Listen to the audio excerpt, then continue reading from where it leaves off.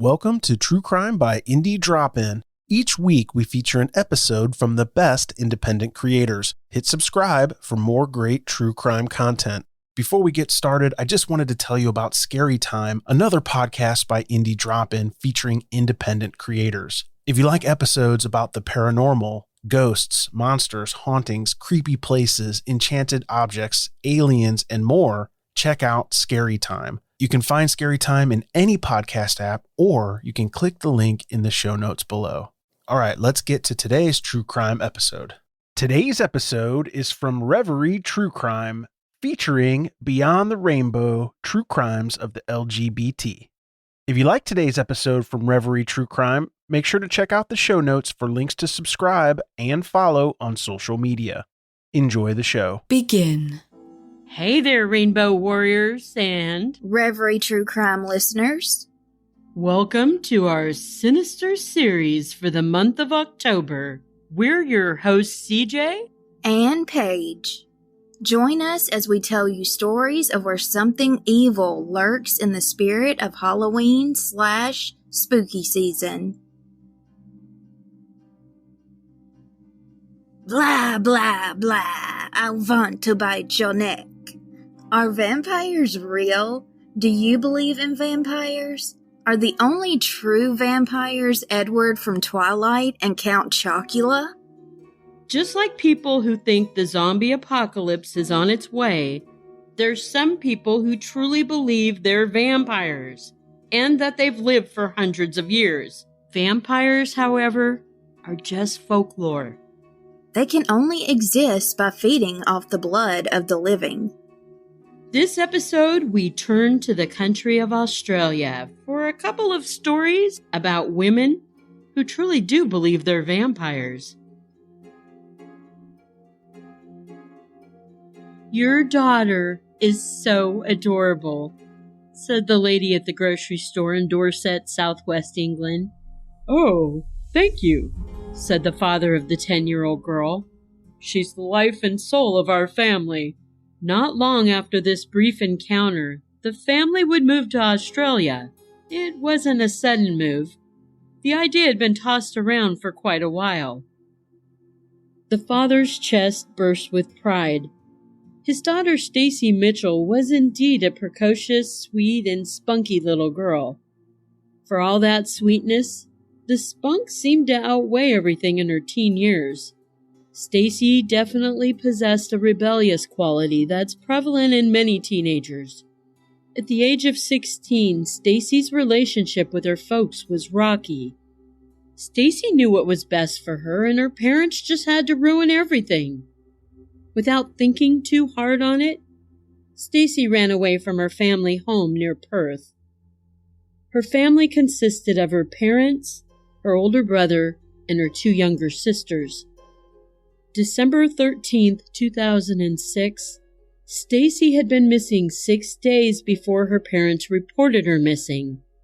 They kept hoping after she cooled down some that she'd return home on her own. During the 6 days Stacey was away from her home, she stayed with several different friends. One of the last friends she stayed with introduced her to a young lesbian couple. They lived in a home with a 27-year-old man.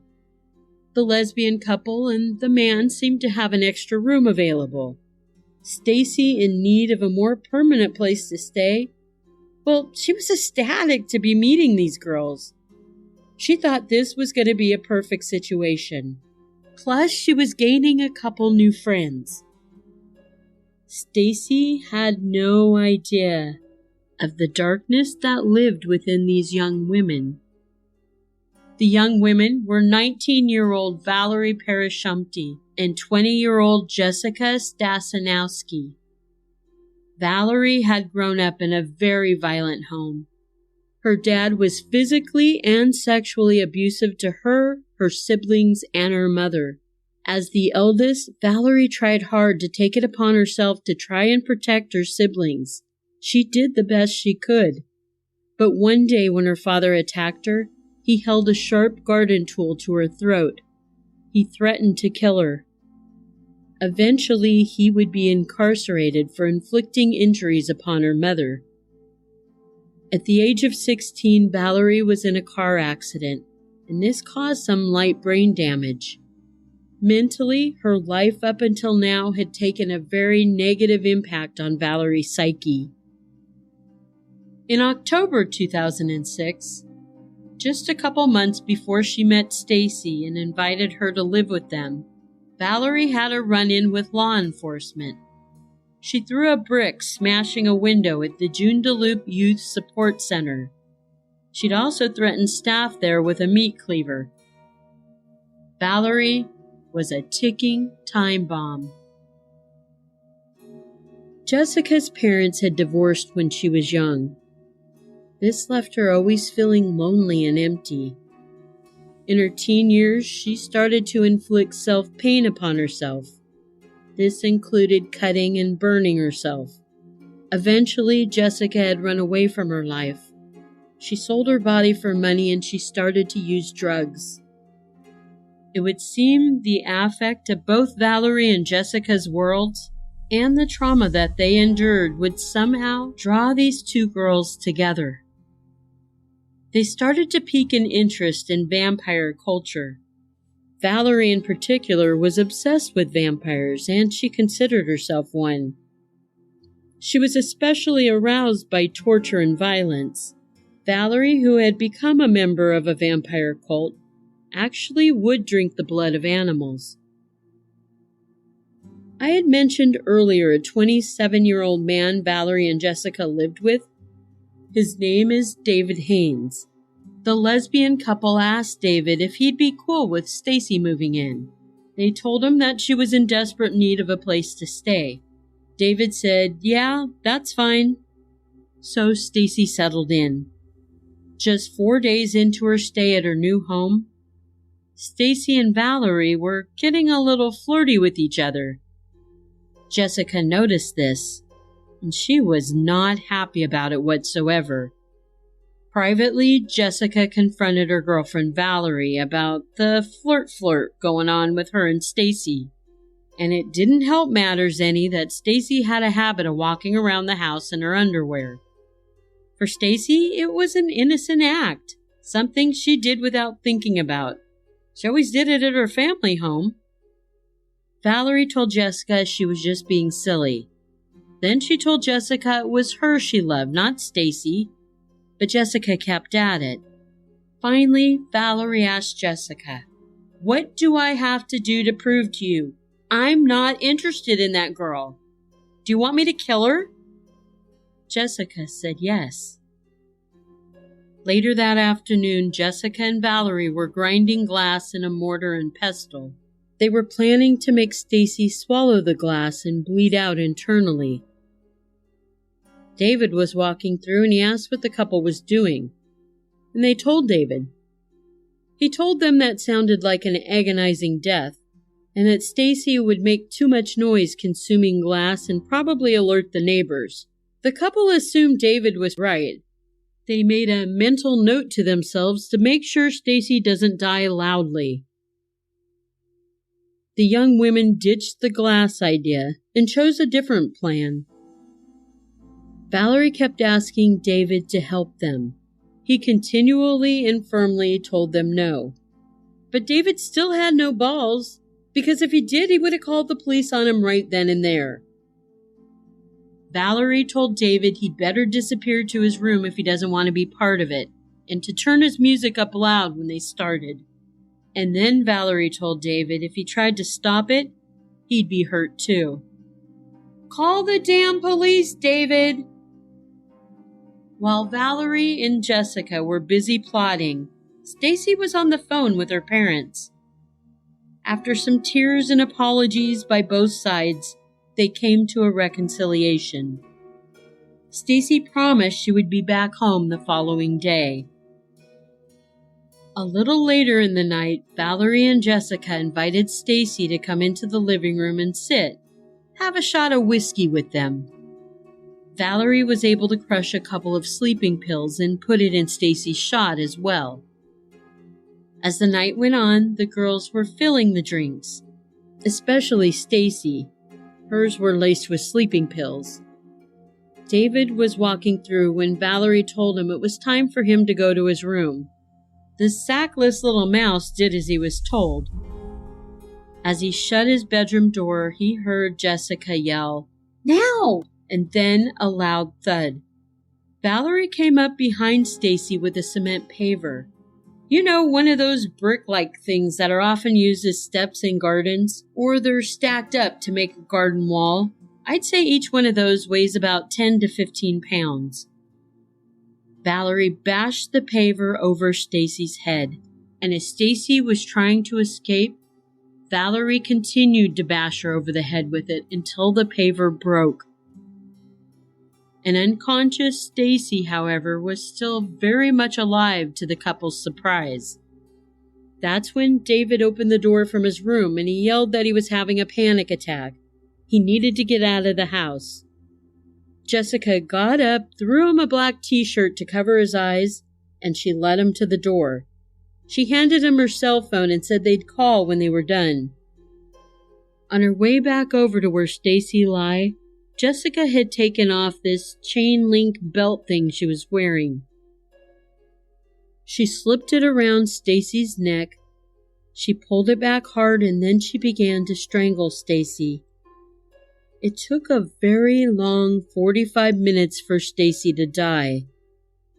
And because this wasn't gory enough for the girls, the whole savage murder was captured on Valerie's cell phone. Valerie had set her phone up to film the entire ordeal.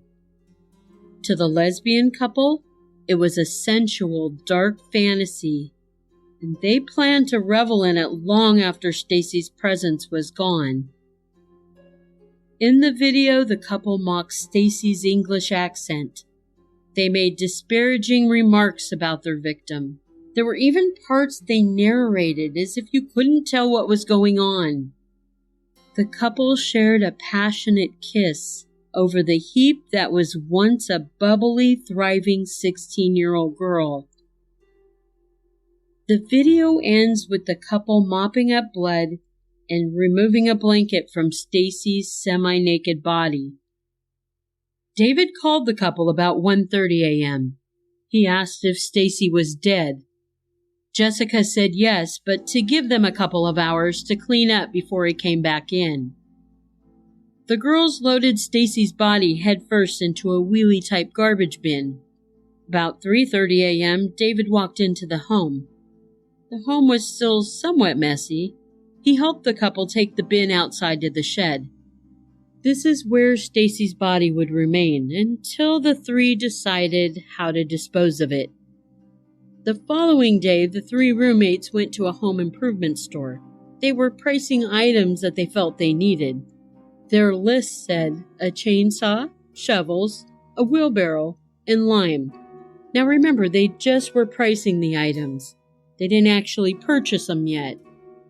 But their plan for Stacy's body was to disintegrate it enough to use it as mulch in the backyard garden. Before the three roommates could afford their big purchases, several days later the police came calling to the house. Stacy's parents, who had expected her home on the 18th like she had said, never came back, so they sent the police to bring their daughter home. Police did a quick search of the property. Stacy's body was found in a wheelie-type trash bin in the shed. All three residents were arrested. The lesbian couple admitted to police that they murdered Stacy. They said it was simply because she annoyed them. Later, the police discovered that the motive was much deeper than that. Jealousy and sexual sadism were the key factors to Stacy's killing. David's trial was first, after he spent about 8 months locked up awaiting his trial. He pleaded guilty to being an accessory after the murder. David was sentenced to a measly 2 years with time already served. He only had to serve another 4 months or so to be considered for parole, which I find outlandish. This dickhead could have stopped the whole thing. He's lucky I wasn't his judge. A year or so of jail time awaiting their trial, Valerie and Jessica's day in court finally came. The girls were escorted into the court by their jailers. Valerie and Jessica kept smiling at each other. This really unsettled their judge. The judge told the young women he was hoping a year locked away would give them time to reflect on the gravity of their crime, but it was clear they held no value for Stacy's life. During the trial, when descriptions of particularly graphic and gruesome parts of Stacy's murder were relayed, the couple would giggle and whisper to each other. Then they offered nothing more than they were annoyed and jealous, and that's why they killed Stacy. In court, it was heard Valerie and Jessica had only known each other a few months, and it was bizarre how intense their need to prove their loyalty and love for each other was. It was an obsession. Neither young woman was remorseful for what they did to Stacy. They were both found guilty of first-degree murder. They were sentenced to 24 years in prison each. The judge stated he held very little hope that these young women would ever be rehabilitated. Both were put in separate prisons so they could not continue their relationship with each other. Right before they were separated, they agreed to break up, and Jessica began to regret the decision immediately after she was transferred to her different facility. While she was incarcerated, Jessica met Australian serial killer Catherine Burney. Catherine and her husband had murdered at least 4 women in Perth. Jessica was able to get Catherine to write letters to Valerie for her, using a fictitious name and different handwriting. But one day, one of those letters was intercepted by prison staff. The intercepted letter read, "Now that you're gone, I cannot breathe. It's anybody's guess where we will be in 5 or even 50 years from now. But one thing I do know, my heart is and always will be yours and yours alone. Do you speak to the moon? I still speak to her nearly every night. The moon will carry your words to me if you ever want to send them. My heart is consumed with the regret of time lost and time never had. But as either friends or lovers, my mind is my universe, and all I see is you." Such sweet and romantic words to come from such a murderess.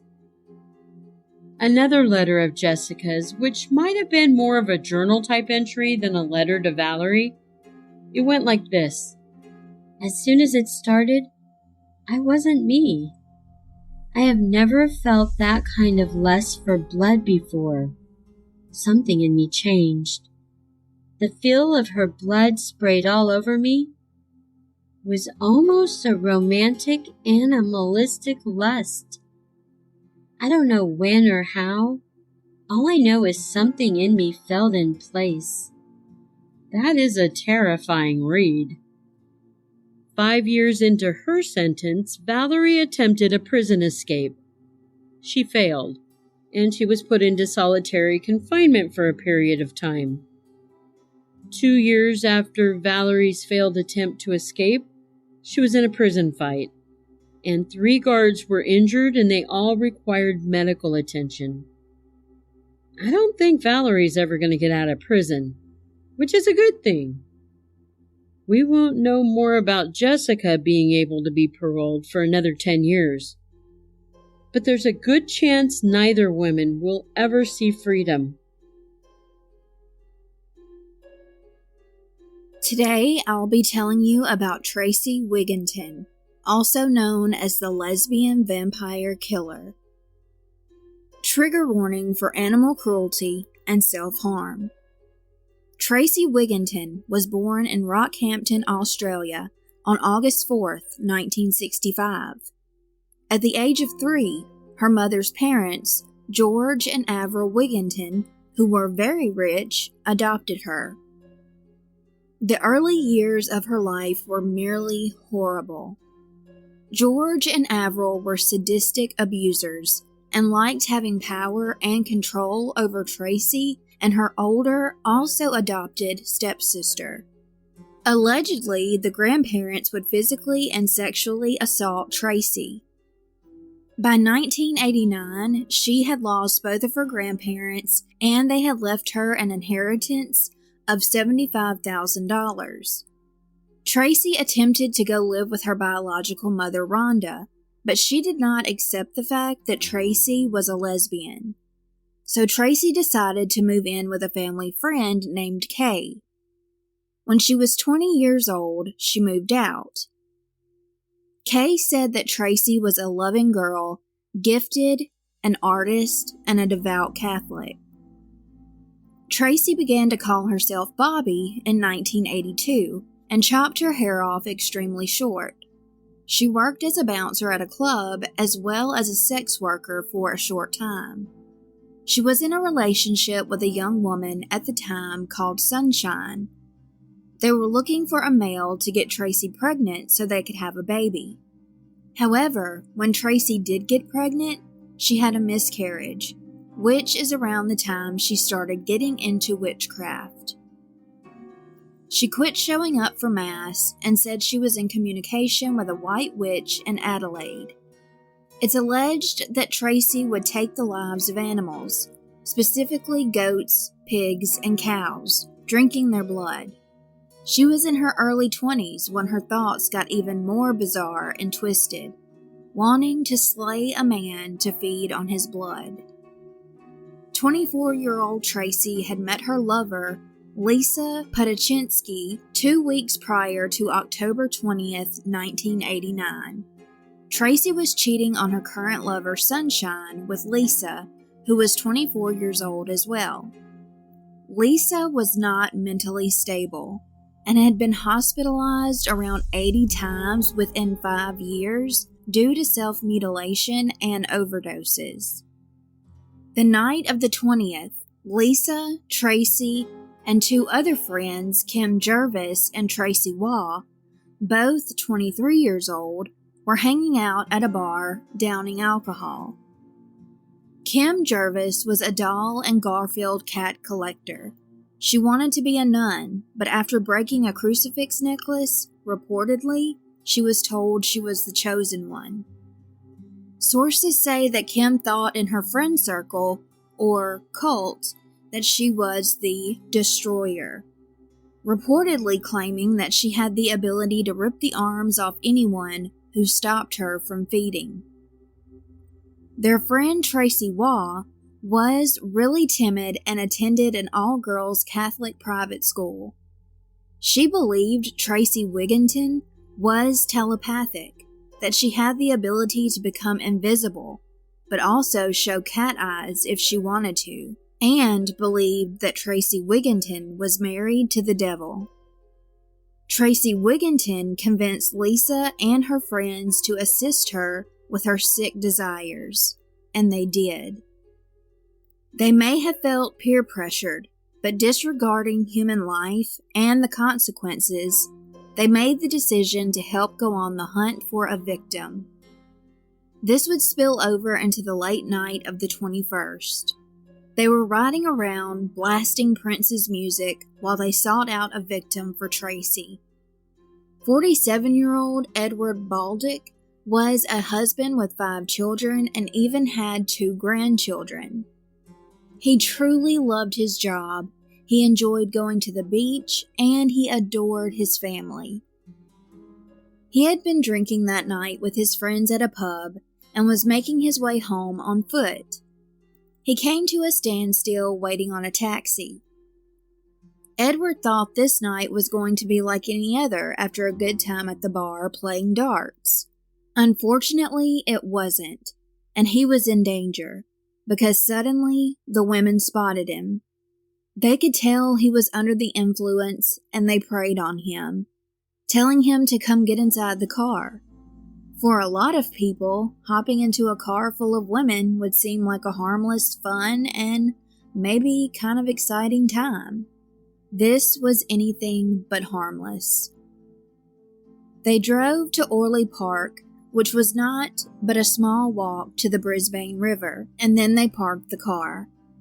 The whole way there, Edward held Tracy Wigginton's hand, and she later said she felt he was lonely. She was being sexual towards him, and persuaded Edward to come with her so she could pleasure him. He was so inebriated that he could barely walk or even get his words out. He was almost falling over. The other women stayed in the car while Tracy led him to the bank of the river. She went back to the car and asked her partner Lisa to come with her. Tracy and Lisa walked to the bank, with Tracy carrying a big hunting knife. Edward was expecting to have endless pleasure that night. He had taken all of his clothes off except for his socks and neatly folded them beside himself while Tracy said that she would be right back because she had to pee. Needless to say, there was no pleasure whatsoever in what was about to happen to him. Tracy began to stab Edward over and over. Lisa sprinted back to the car while Tracy relentlessly kept jabbing the knife into Edward around 27 times all over his body. She had also sliced his face and neck. By the time Tracy finally stopped, she had nearly severed Edward's head almost completely off, barely hanging on by a bit of his spinal cord. Tracy also claims that she did drink his blood. Tracy Wall stayed in the car, but Kim Jervis walked down with them to see the deceased body. Tracy Wigginton got home that night and realized she had left her ATM card behind. She went back to the scene, but she couldn't find it. Well, during this time, Edward's wife knew it wasn't like him to stay out late, so she knew something was wrong when she woke up in the middle of the night and he was not in bed beside her. He loved to play darts, and he was only going to the pub for drinks and a dart competition, which he did win that night. His wife called the police to report her husband missing. However, he wouldn't be missing for long. The next morning, Stephen Caron was on his boat and saw what he thought was a body, so he yelled for the joggers to get out of the way. He rowed to the bank so he could make sure he was seeing what he thought he was seeing. Indeed, it was, and Stephen called the authorities about a naked man's body on the bank and explained how gruesome the scene was. In one of Edward's shoes, there was an ATM card which had Tracy Wigginton's name on it. When she was stripping off her shirt, seducing Edward, her card either fell into his shoe and she never noticed, or with it being so dark, Edward may have thought the card was his and he tucked it away in there. Either way, that was the smoking gun that led to the arrest of Tracy Wigginton, Lisa, Kim, and the other Tracy. In the beginning, Tracy Wigginton made up excuses and claimed that she didn't know anything about the murder. She said she had been at the riverbank that night and lost her card, but she didn't know anything about a murder. When she finally confessed, she told authorities, quote, "I walked around behind him. I took my knife out of my back pocket. He asked me what I was doing. I said nothing and stabbed him. He went up to grab my hand.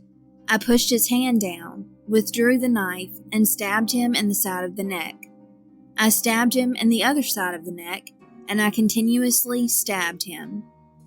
I then grabbed him by the hair on his head and pulled back, stabbed him in the front of the throat, and at that stage he was still alive."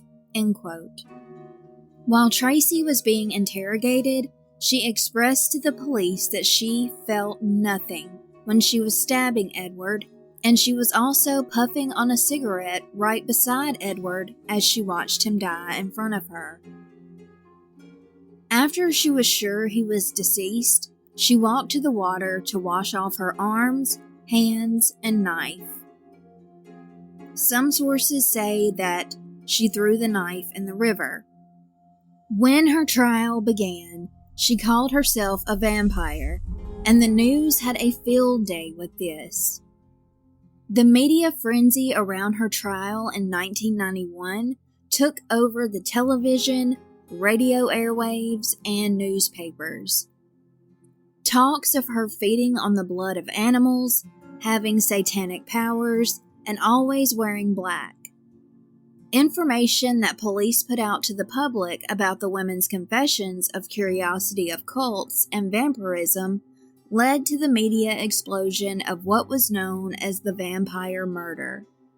During this time, the media was covering the Gulf War, but news reporters would start talking about the trial more than the war. The newspaper headlines read, quote, "Lesbian Vampire Killer lured man with promise of sex before killing him for his blood," and "Killer was devil's wife with power to control minds." This gruesome murder was being sensationalized like a horror movie, but a father, a husband, a grandfather, an uncle, and much more had lost his life here. These are the kind of things that need to stop. However, the media does whatever they have to do to make that money, as we know, even if it means highlighting, sensationalizing, and giving some type of fame to a killer who even boasted about how hard it was to be famous.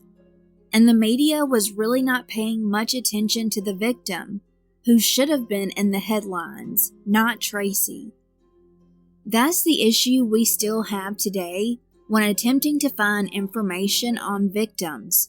There is seldom a lot of information about them, but there is an abundance of information on the perpetrators.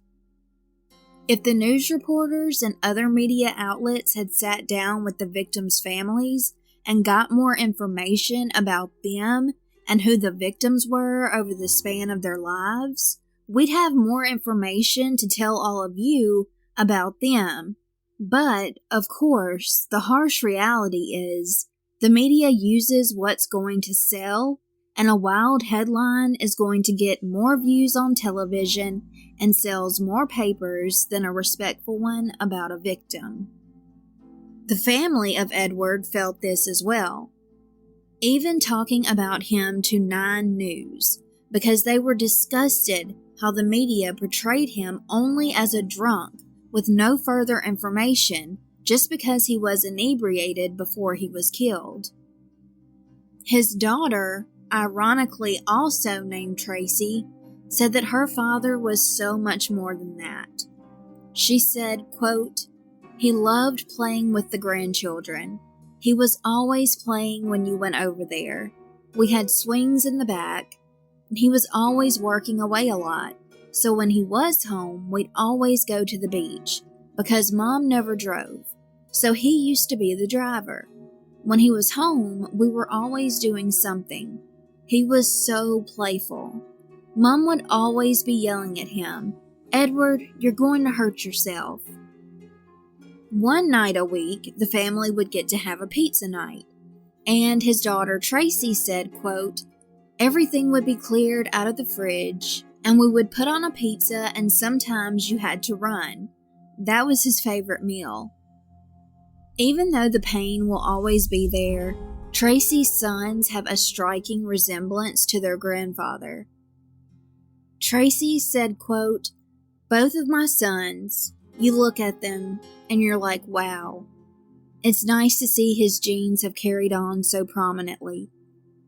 In 1991, Tracy Wigginton's mother, Rhonda Hopkins, gave an interview saying, quote, "She told me she didn't drink blood, and I believe her. When she was a kid, she could never stand the sight of blood. She's a beautiful, loving, good-natured girl. To her family, Tracy will always be this gorgeous, loving, wacky kid who always used to have us in stitches. Tracy is not evil. She said, 'I've killed that man, I've done it, I regret it, and I will have to live with it now.' She is extremely charismatic. You can't help but like her. She's very popular in jail." End quote. While on trial, the jury heard Tracy tell them about how she in fact drank the blood of pigs and cows that she would get from the butcher shop, saying she didn't live on solid food. Her significant other, Lisa, testified that she would self-harm, cutting her own wrist just so Tracy could suck the blood out of her wounds. Tracy's mother, Rhonda, refused to believe the evaluation of the psychiatrists, saying that her daughter had multiple personalities. She said Tracy had a, quote, butch side, who she called Bobby, and that Tracy never had problems in her life until she moved from Rockhampton to Brisbane and got mixed up in the lesbian scene. Not only did the psychiatrist say that Tracy had multiple personalities, but they also put her under hypnosis before trial. And Tracy said something really disturbing. Quote, I'd like to slice the top off of someone's head and say, think. Let me see you think. End quote. After hearing all of the details about the homicide and testimonies, Tracy Wigginton and Lisa were sentenced to life in prison. Kim and the other Tracy were found guilty of manslaughter and were sentenced to 18 years in jail. Later, Kim's sentence went down to 12 years, and the other Tracy was eventually acquitted after she argued that she did not get out of the car and she did not have a hand in this murder at all. In 2008, Lisa was put in the resettlement leave program. She was allowed to leave for 12 hours every 2 months for 6 months. Despite the fact that around 2006, Tracy Wigginton and another inmate and prison guard got into an altercation that caused her to be moved to a more secure prison, at 47 years old, she was let go on parole during the early morning of January 11, 2012. A spokesperson for the Department of Corrective Services said Tracy was being taken to a private place. The rules of her parole were that she could not contact any of the women involved or Edward's family, and that she could not make a profit by selling her story. Before Tracy was released, she claimed that she met with 2 of Edward's relatives and that they had forgiven her. But Edward's niece, Tanya, who was super close with her uncle and was only 14 years old when he was taken from her, said that Tracy was a liar and they did not want Tracy to be free. Tanya said, quote, For my uncle and for my family, it's a life sentence. We live with it every day. And life sentence to me is life sentence. It's not 16 years or even 21 years. It's forever. She took somebody's life. I don't believe that she has a place in society. I know certainly none of us in his immediate family have ever met with her or forgiven her. That will probably never happen. I could not imagine anyone in the immediate family that would even do that. End quote.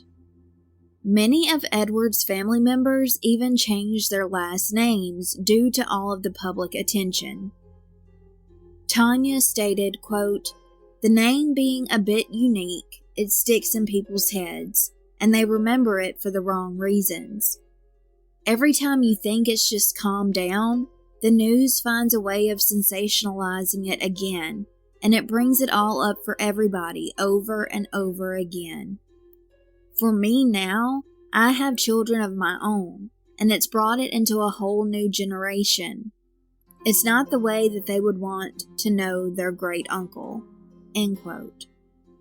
Pat Glancy was the lead investigator into the murder of Edward Baldock. He said Tracy Wigginton never showed an ounce of true remorse for what she had done, and he feels that no one is safe with her being out. Even though her lawyer said that she was not in good enough health to be a threat to anyone, her half-sister and the victim's family did not want her released. While Tracy was in prison, she was injecting herself with drugs and caught hepatitis C. She gained a lot of weight and has chronic back and knee pain, which her lawyer said restricts her mobility. She has diabetes and walks with crutches. Pat Glancy stated, quote, "The only thing she was ever sorry about was that she got caught. She's no fool. To be honest, I'm not convinced she's as sick as she makes out, and I don't agree with her release. Put it this way, I wouldn't want her living next to me." End quote. Supposedly, Tracy Wigginton is now residing in Tamborine, Queensland. Tracy had been laying low, but in 2019 she crept out of the shadows and onto Facebook, where she began to post some odd things. Using the profile of one of her alter egos, 9 News reported that Tracy had allegedly posted vampire pictures and a meme that said, quote, "Now panic because I'm back." There were 2 pictures on another post. One picture was a demon with vampire teeth. The other picture was a skeleton in a graveyard. The Facebook name she was using at the time was Oberon Fairchild. Oberon Fairchild. It seems that she still gets off on making people feel frightened.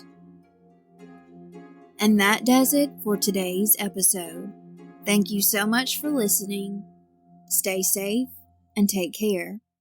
Thanks again for listening to True Crime by Indie Drop-In. If you would like your show featured, reach out to us at Indie Drop-In on all social media or go to indiedropin.com. See you next time.